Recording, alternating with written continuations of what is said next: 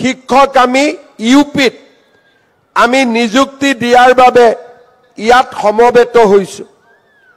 আমাৰ অসমত যোৱাটো দশকত বিশেষকৈ 2012 চনৰ পৰা শিক্ষামন্ত্ৰীৰ দায়িত্ব লোৱাৰ পিছত অসমত এতিয়ালৈকে মূল হাতেদি আৰু মই সাক্ষী হৈ থকা অৱস্থাত 1.5 লাখ শিক্ষকৰ নিযুক্তি হৈছে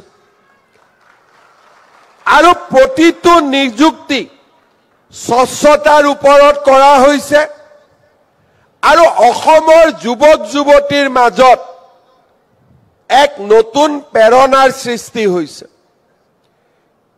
আজি আমি বিচাৰো যে আমাৰ অসমত শিক্ষিত যুৱক যুৱতীক আমাৰ আৰু প্ৰয়োজন আছে।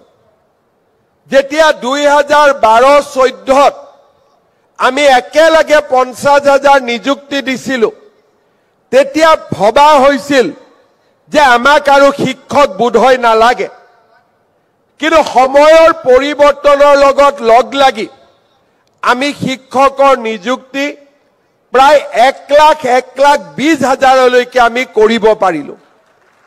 তাৰ মানে ৰাজহুৱা শিক্ষা ব্যৱস্থাক শক্তিশালী কৰাৰ বাবে আমাৰ প্ৰচেষ্টা থমকি ৰোৱা নাই, ই বৰঞ্চ এক নতুন গতিৰ সৃষ্টি কৰিছে।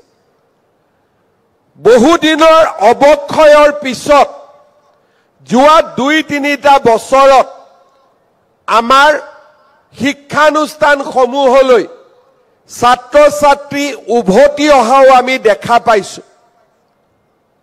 চাহ বাগিচাৰ বিদ্যালয়সমূহত শিক্ষা এৰি যোৱা বহুত শিক্ষাৰ্থী পুনৰ শিক্ষানুষ্ঠানলৈ উভতি আহিছে।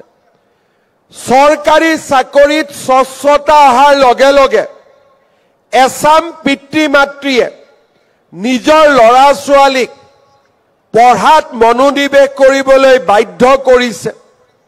সমাজত এটা ইকোসিস্টেম নিৰ্মাণ হৈছে যে নহয় অসমত আমি পঢ়িলে আমি চৰকাৰী চাকৰি বা আন কৰ্মসংস্থাপন আমি পাব পাৰো।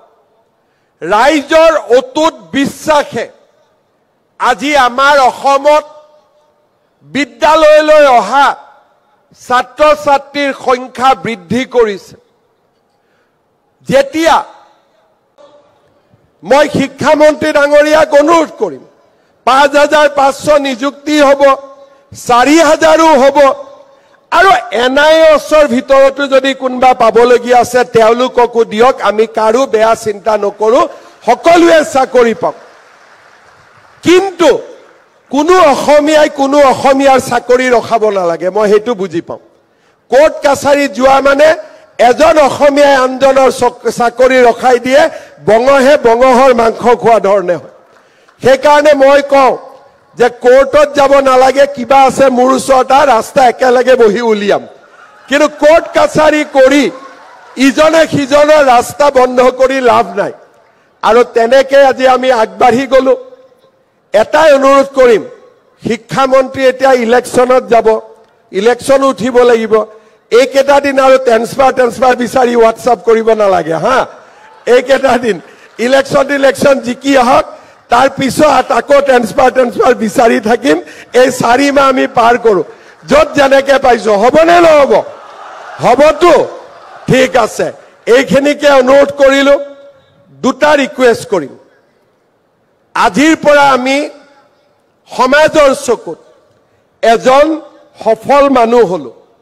আমাৰ অসমীয়া সমাজত চাকৰি এটা পোৱাৰ দিনাখনে দেউতাক মাকে ভাবে যে এটা তপস্যাৰ শেষ হ'ল, ল'ৰাজনে চাকৰি পালে, ৰাস্তা এটা পালে। এই দীঘলীয়া সময়ছোৱাত